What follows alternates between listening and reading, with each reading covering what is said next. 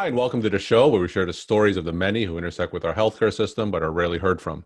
My name is Kevin Poe, founder and editor of Kevin MD. Today on the show, we have AJ Sharma and Daniel Azzam. They are medical students and co-authors and co-editors of Diary of a Medical Student. Daniel and AJ, welcome to the show. Thank you so much, Dr. Poe. We're happy to be here and happy to share our voice and share the voice of so many medical students in our book. AJ, we'll start with you. So can you share your story and your journey to where you are today? Yeah, absolutely. So originally I'm from Canada and I grew up there and then also Sacramento, where I did my undergraduate training at UC Davis. I then migrated down to SoCal to UC Irvine, where I'm now completing my MD MBA degree at the School of Medicine and School of Business here. I'm planning to go to dermatology residency, and so I'll be applying in around a month, which is pretty exciting time, I think, for all of us. And it was also at UC Irvine where I got to meet, both in the classrooms and on the soccer fields, my good friend Daniel Azzam. Fantastic. And Daniel, can you share a little bit about your journey and your story? Absolutely. So I completed my undergraduate training at UCLA in neuroscience, biomedical research, and Spanish. I then went on to pursue my MD MBA, just like AJ, at the UC Irvine School of Medicine, where I'm currently finishing up my final year before following my dreams of pursuing an ophthalmology residency.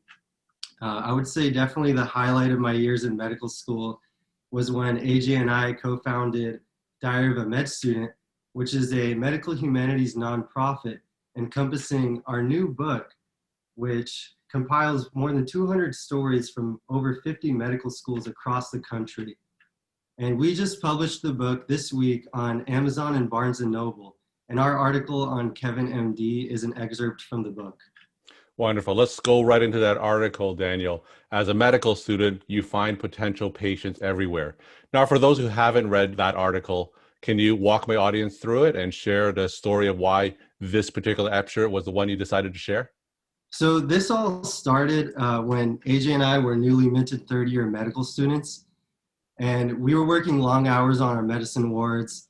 We would come home as roommates to our apartment exhausted. But the moment that we would look at each other and say, "You're not going to believe the day that I just had," that was when the excitement all came back to us.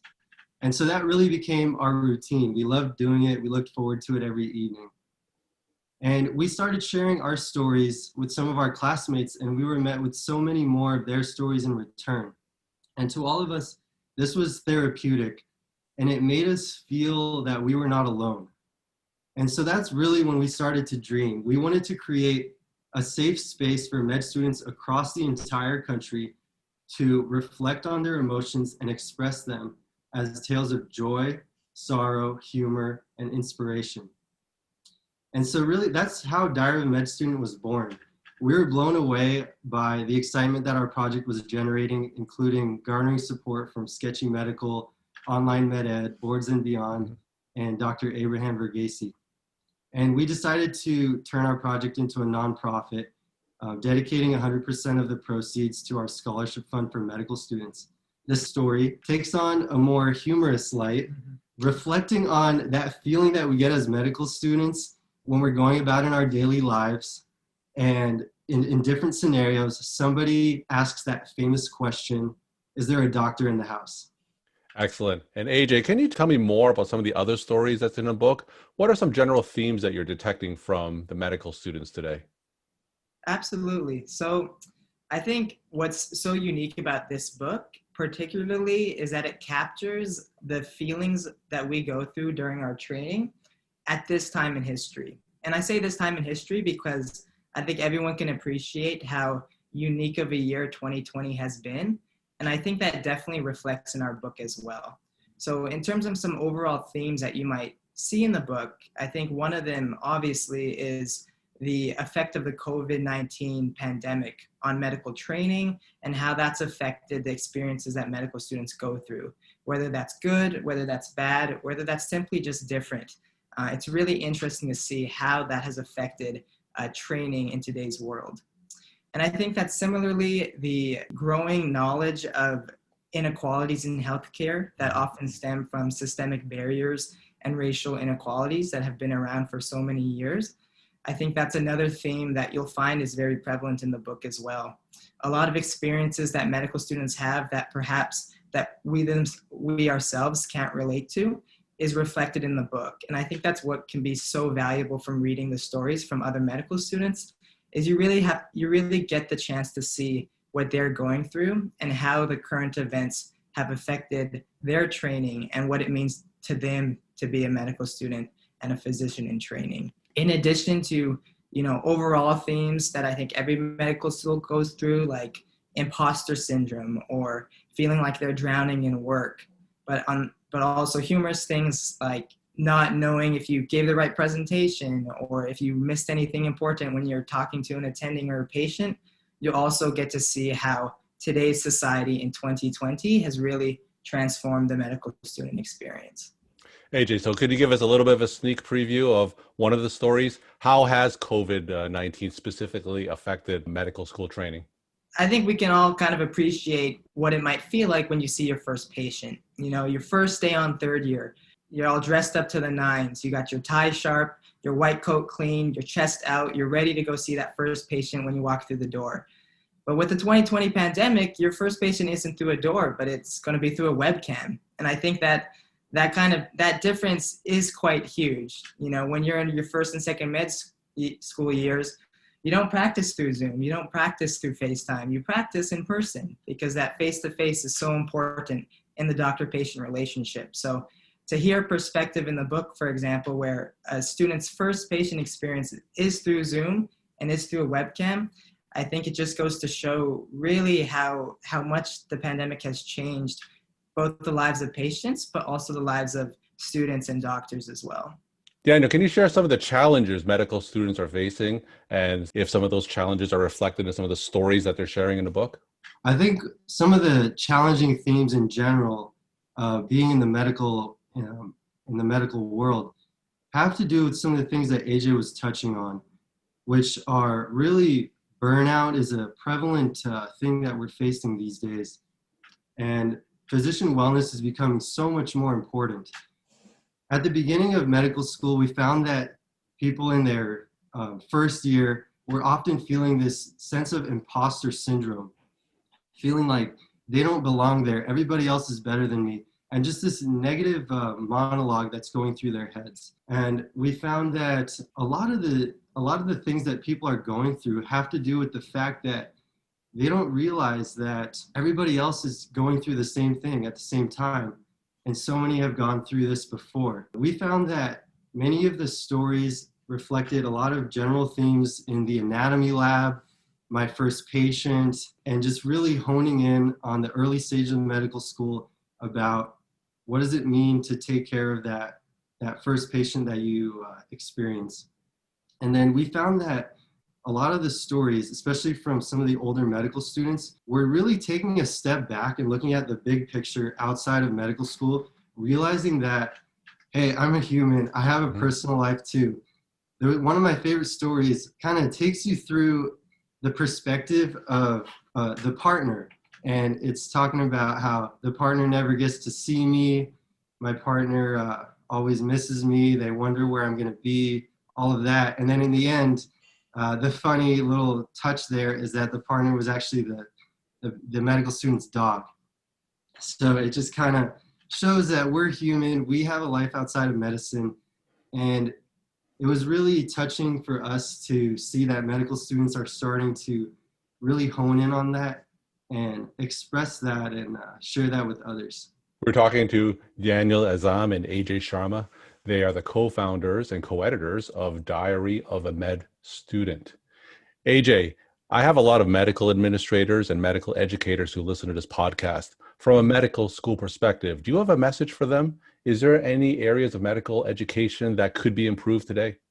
I think that's a really, really important question, Dr. Poe. And I think, I've had some great experience working with medical administration. I was, humbled to serve as class president for 4 years in my medical school training. And I think with that experience, I was able to appreciate both the sides of what it's like to be a medical school administrator and the challenges they go through, while also the challenges of a medical student and what they go through. So I think what's really, really important is to understand that the most important patient is yourself.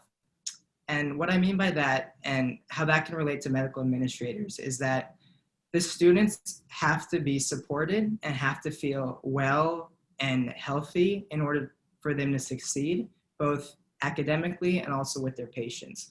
So I think a lot of schools have the right intentions in, scheduling different activities for wellness. For example, wellness lectures or wellness events that, are mandatory for the attempt to improve morale and to improve the overall feelings of medical students.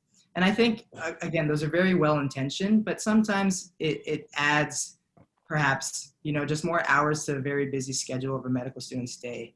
I think what would be extremely helpful is to have maybe, 1 or 2 days of leniency where if a medical student really needs to take a day for personal issues or personal reasons, that the medical schools themselves are very supportive of that. They understand that life goes on in medical school and things don't stop just because you have step 1 coming up in a couple of months or your exam or your shelf exams, coming up the next day. So I think if administrators and medical education can really just, understand that medical students do have so much on their plates and sometimes simply just a rest day is needed, I think that can be so valuable for medical students across the country in improving their wellness and morale, and really at, little or few cost to the medical schools as well. So I think medical schools are doing a great job. I think medical student wellness and physician wellness is something we're learning a lot more about, but I do think that there's room to grow. And I think that we're all on the same page in wanting to create the best new crop of future doctors that we can. And Daniel, you're in your last year of medical training. What kind of advice do you have for people who are just starting their medical journey or even aspiring medical students? I would say, remember that we're all in this together. You're not alone. One of the things that we learned was that burnout is a very real thing. And one of the best things that we believe you can do to prevent that from the earliest stages is to lead a purpose-driven life. And we found that part of what helps us to find purpose and draw meaning out of every interaction that we've had in medical school and everybody we meet is really training ourselves to reflect on all the experiences we've had. And remember to reach out to others. Here at Diary of a Med Student, we are always free to chat with you. Reach out to us, chat at diaryofaMedStudent.com. We really want our book, and we want people to continue sharing how they have in our book. We want to spark a powerful domino effect of change in medical education across the country, making physician wellness a core competency for doctors in training. And my final questions to both of you. AJ, we're going to go first. What's your take-home message that you want to share with the Kevin MD audience? I'd say my take-home message, Dr. Poe, is to not be afraid to share your story, that there really are a lot of people you can lean on. And whether that's friends, whether that's family, whether that's your medical school administrators, whether that's even a couple of random guys from UC Irvine Medical School who you want to email to Diary of a Med Student, know that you're not alone, and that by sharing your story, you can really feel like a burden is off your shoulders, and that you can move forward with the most positive experiences in medical school and your life. So don't be afraid to share your story, reach out, and ask for help if you need it. And Daniel, do you have a take-home message? Yeah, absolutely. I would just add, always pause and reflect. Try to think about how you feel from your interactions and try to take home the lessons that you can from those. Always remember that you're not alone, we're in this together, and that there's a therapeutic value and a unifying comfort to sharing your stories with others. And Daniel, how can people reach Diary of a Med Student? Yeah, you can reach us at diaryofaMedStudent.book@gmail.com or go to our website, www.diaryofaMedStudent.com. All right. Thank you to both of you for being on the show, and thanks for sharing your insight. Thank you so much, Dr. Poe. Have a good one.